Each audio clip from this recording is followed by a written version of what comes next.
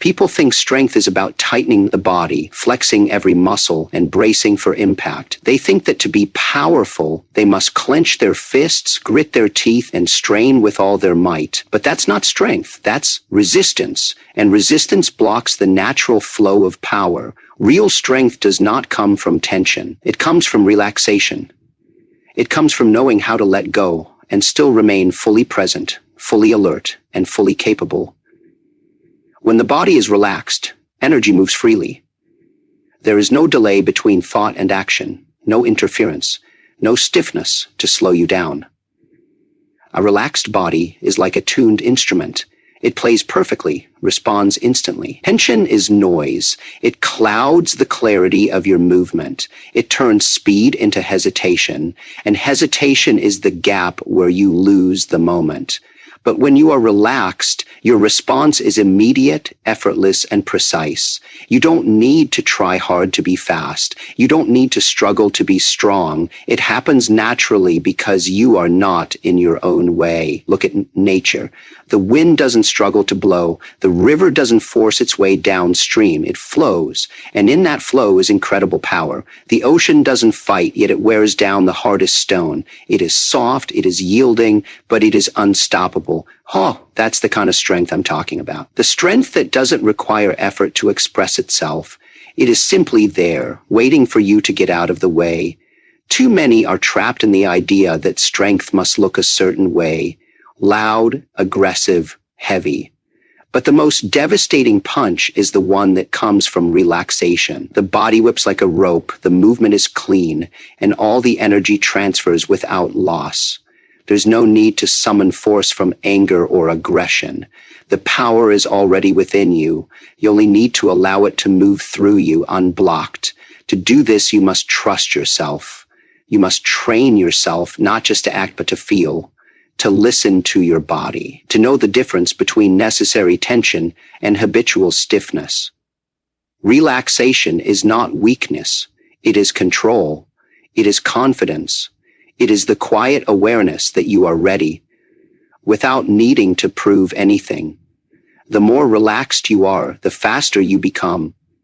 The more relaxed you are, the clearer your mind becomes. From that clarity, every action is sharper, every decision more accurate, and every movement more powerful. So let go of trying to appear strong. Let go of holding on too tightly. Stop fighting yourself, and you will discover what true, effortless strength really is. That's when power becomes real. Many people spend their lives chasing strength, chasing success, chasing results, always trying, always pushing, always striving.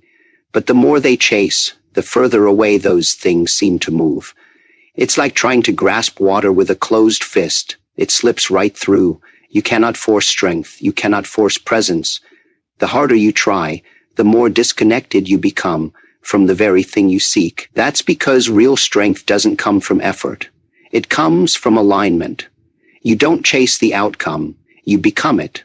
When you truly become something, you no longer need to try to be it. A tree doesn't try to be tall, it just grows. The sun doesn't try to shine, it simply burns. The effort is not in the performance, it's in the becoming. You must shift your focus from the outcome to the state of being, from doing to embodying. When you do that, the outcome takes care of itself.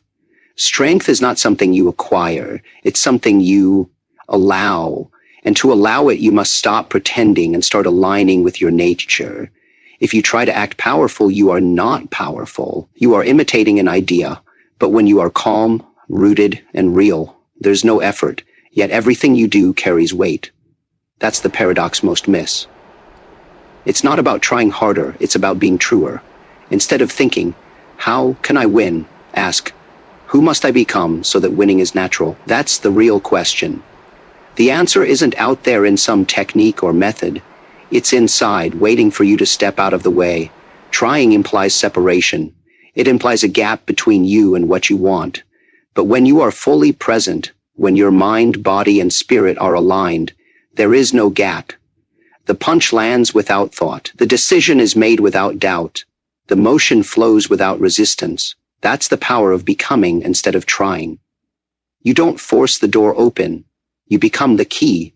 This shift in mindset changes everything. Instead of acting out of desperation, you act from clarity.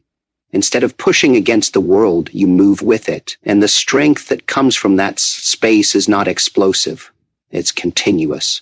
It doesn't burn out because it doesn't rely on adrenaline or anger. It's quiet, focused, and always available because it comes from within. You were never meant to struggle to be who you are. You were meant to remove the noise and reveal it. So stop chasing strength like it's something outside of you. Step into it. Breathe into it. Let it rise not from effort, but from presence. That is how you stop striving and start living from your source. The moment you stopped trying to be powerful, you already are. We are taught to gather, to learn more, do more, become more, to stack up knowledge, pile on techniques, absorb everything. But true mastery doesn't lie in adding, it lies in subtracting. It's not about having more tools, it's about knowing when not to use them. Most people walk around carrying too much, too many thoughts, too many habits, too many doubts. They are heavy, cluttered, and distracted. And that weight slows them down, dulls their instincts, clouds their clarity. When you eliminate the unnecessary, what's left is raw, direct, and pure. That's where real power lives. It's not found in excess. It's found in precision. Think of a sculptor. The masterpiece was always inside the stone. All they did was chip away everything that wasn't part of it. You must do the same. Your strength, your power, your clarity, it's already within you. You don't need to build it. You need to reveal it. And to reveal it, you must be willing to let go of everything that does not serve you. This takes discipline. It's easy to cling to habits, to collect methods, to hide behind complexity. But complexity is the enemy of flow. When you are overloaded, you hesitate, you second, guess. You hesitate to act because your mind is trying to calculate, evaluate, decide. But when you're clean, when your thoughts are clear, your movements are direct, there is no delay, no hesitation. You move, and the moment is already yours. Too much form kills the spirit. Too much theory drowns intuition. You must learn, yes, but then you must unlearn. You must shed the layers of imitation, of expectation, of doubt. Strip it down. What remains is not less. It is more. It is you unfiltered.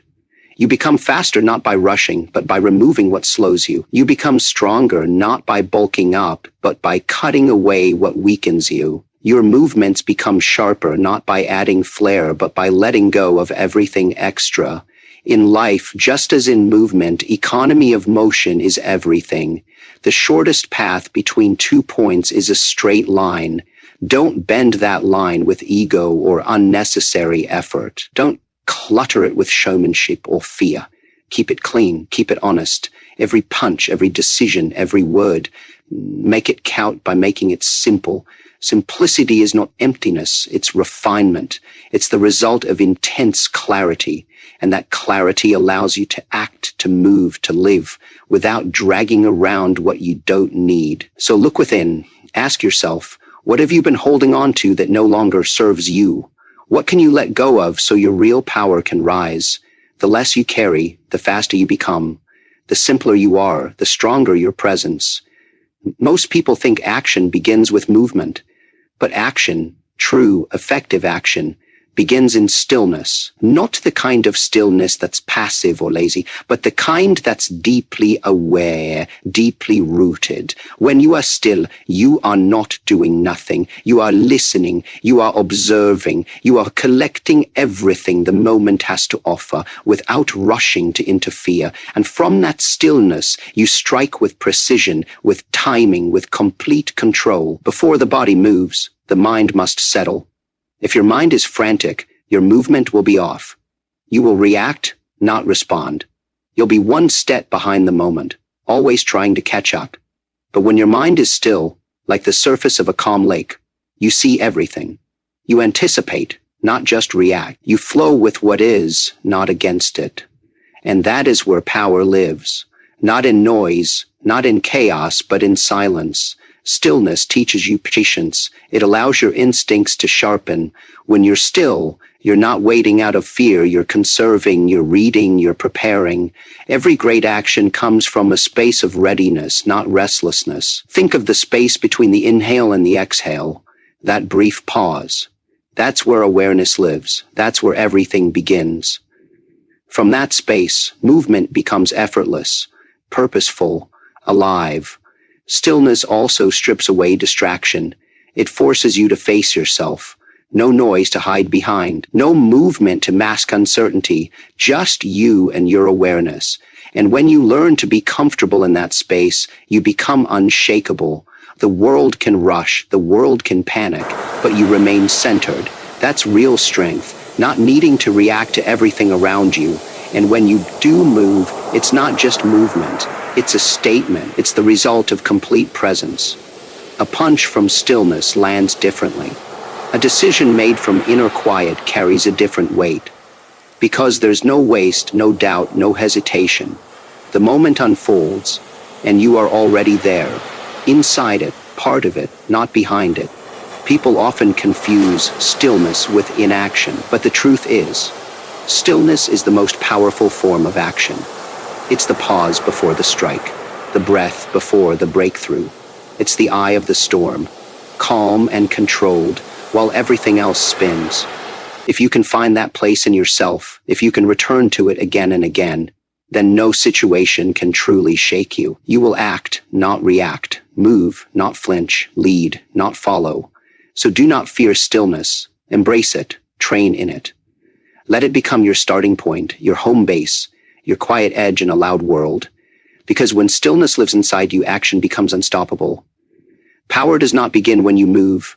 It begins when you know exactly when to. There is a kind of strength that doesn't fight, doesn't resist, and yet overcomes everything in its path. That strength is flow. Most people are taught to resist pain, resist change, resist pressure. But resistance creates friction, and friction wears you down. It burns your energy, clouds your judgment, and breaks your rhythm. Flow, on the other hand, allows you to move through life without getting stuck, without becoming rigid, without losing your center. It is not passive, it is precise, it is not weak, it is wise. When you flow, you don't abandon control, you refine it. You don't collapse, you adjust. Flow is the ability to remain yourself, even as the situation shifts. It's the wisdom of water. It doesn't resist the rock. It curves around it. It doesn't argue with the mountain. It finds a path through. And in doing so, it shapes everything in its way, slowly but surely, with complete persistence. To flow means to respond, not to react. Reactions are blind, mechanical. But response is alive, aware. It's tuned in, it listens, it adapts. When you stop fighting the situation and instead align with it, you find possibilities that resistance would never allow. You find timing, you find space, and most of all, you find freedom. Freedom to move, freedom to act, freedom to choose how you show up. Rigid strength breaks when pushed hard enough. But flexible strength bends and returns. It absorbs the impact, redirects the force, and remains intact. You can be tough like a rock, or you can be unstoppable like a river. The river doesn't need to shout. It doesn't need to prove anything. It simply flows, and in that flow is a quiet force that cannot be held back. This doesn't mean you accept defeat or roll over. It means you stop wasting your energy on fighting things you cannot control. Instead, you focus on what you can influence, your breath, your awareness, your choices. When something comes at you, you don't meet it with resistance. You meet it with movement. You shift, you redirect, you guide. You are not a wall.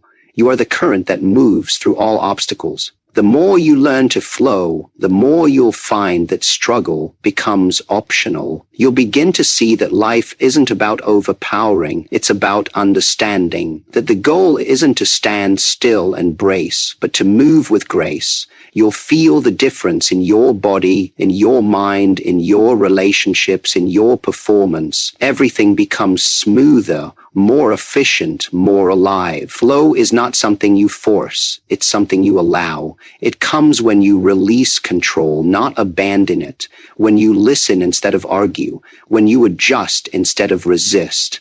That is the real power. Movement without strain, effort without force, strength without tension. The one who flows with life cannot be broken by it. The body alone cannot lead. The mind alone cannot act. True strength, true clarity, comes when the mind and body move as one. Not two separate things trying to coordinate, but one whole, unified force, flowing from the same source. When your mind knows but your body hesitates, there is a gap. And in that gap, you lose timing, you lose presence, and you lose power. But when mind and body are connected, there is no gap. You move, and the moment is already yours. Too often, people train the body but neglect the mind. Or they fill the mind with knowledge, but leave the body untouched. But mastery requires union. You must think with your body and move with your mind. That's when movement becomes instinctive, not mechanical. That's when decisions become fluid, not forced. It's no longer about remembering what to do. It becomes what you are. And when you reach that level, there is no delay, no doubt, only action. When your mind is tense, the body follows. When your thoughts are scattered, your steps are unsure. But when your mind is calm, the body relaxes. When your thoughts are focused, your actions become precise. There is a rhythm to it, like a dancer, and the music. Only here, the music is your awareness, and the dance is your life. Every step, every motion, every breath must be in sync with the intention behind it. Otherwise, you waste energy. You move, but with resistance. You try, but without clarity. This unity doesn't happen by accident. It comes from training, deep, consistent, and honest. You must listen inward. You must feel the way your thoughts ripple through your muscles. Feel how hesitation in the mind shows up as stiffness in the body. Catch that, and you'll begin to close the gap. You'll begin to respond with your whole being, not just in parts. It is in this state of unity that true flow becomes possible, because there is no internal conflict. No part of you is holding back or second-guessing. You are fully available to the moment, fully engaged, fully alive. And that presence is powerful. It doesn't need to look loud. It doesn't need to feel heavy. It just needs to be complete. This kind of presence intimidates, not because it's aggressive, but because it's whole. There's nothing leaking, nothing fragmented, nothing hesitant. Whether you're speaking, striking, or simply standing still, people feel it. And more importantly, you feel it. You know you're not just going through the motions. You are the motion. So bring your mind back to your breath. Bring your thoughts into your feet, your hands, your spine. Let your awareness live in every inch of you. Move not from habit, but from harmony. Let thought and movement merge until they are no longer separate. Only when the mind and body move as one can your power be fully alive. The world teaches you to be hard, to brace yourself, to stand firm, to never bend. But what's hard can shatter. What's rigid breaks under pressure. Look at a dry branch. It snaps when the wind blows too strong. But a living branch, flexible and supple, bends and sways. It moves with the wind, not against it. And when the storm passes, it stands unharmed. That is the nature of true strength. Not stiffness, but adaptability. The ability to adjust, not just survive, but respond intelligently to change. That's what keeps you alive, alert, and evolving. You see, when you become too attached to one way of doing things, to one method, one mindset, one image of yourself, you become fragile. The moment something challenges that, you're shaken, you resist, you tighten up, and that's when you start to crack. But if you are adaptable, you remain open. You are not confined by form. You are guided by function. You see the truth of the moment and respond accordingly. You do not insist on being the hammer when the situation calls for water. It's not about giving in. It's about giving way so that you can find a better angle, a smarter approach, a more fluid response. Adaptability is not weakness. It's precision. It's control. When you are adaptable, nothing surprises you. You are ready for whatever comes. Not because you predicted it, but because you are willing to meet it as it is, not how you wish it to be. This kind of strength is quiet.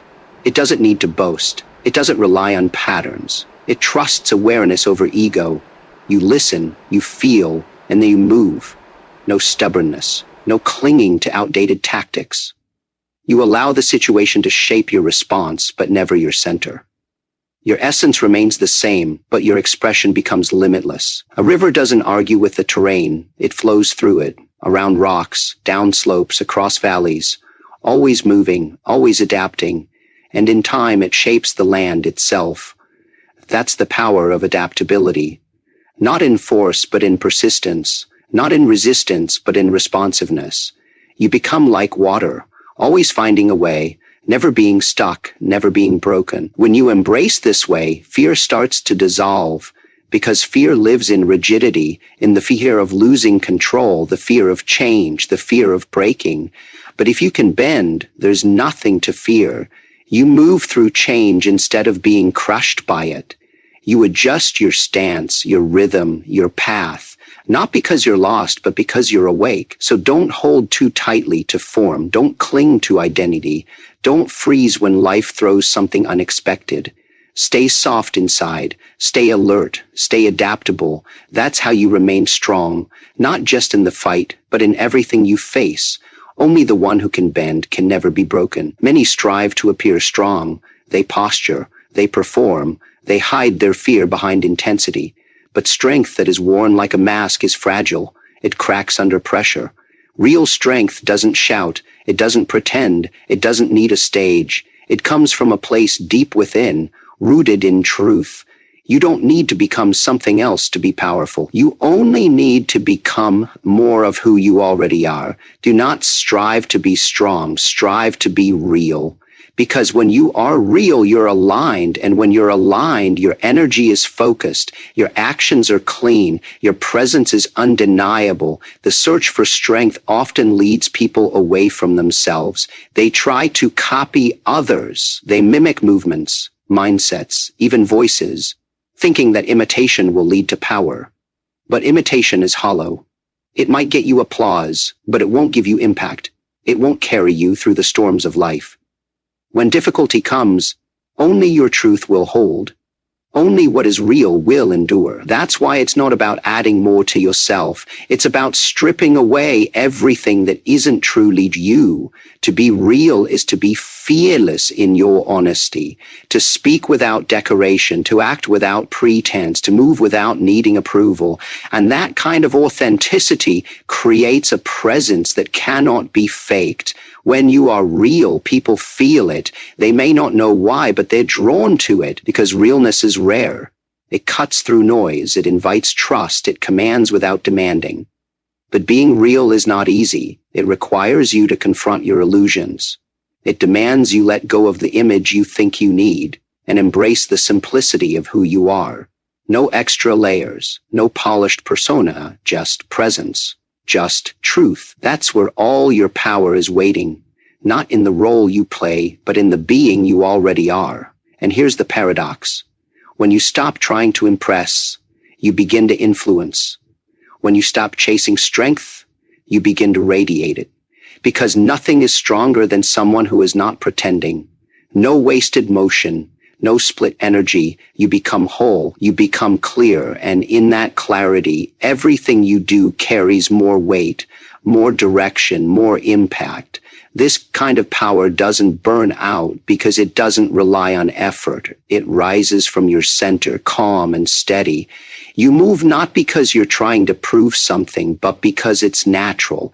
You speak not to convince, but because your words carry conviction. And when people feel that, they listen, they watch, they follow. Not because they are told to, but because they want to. So don't try to be powerful. Don't force strength. Just be fully, unapologetically real. Strip away what isn't you. Stand in what is. Act from that space. Because the real you is already enough.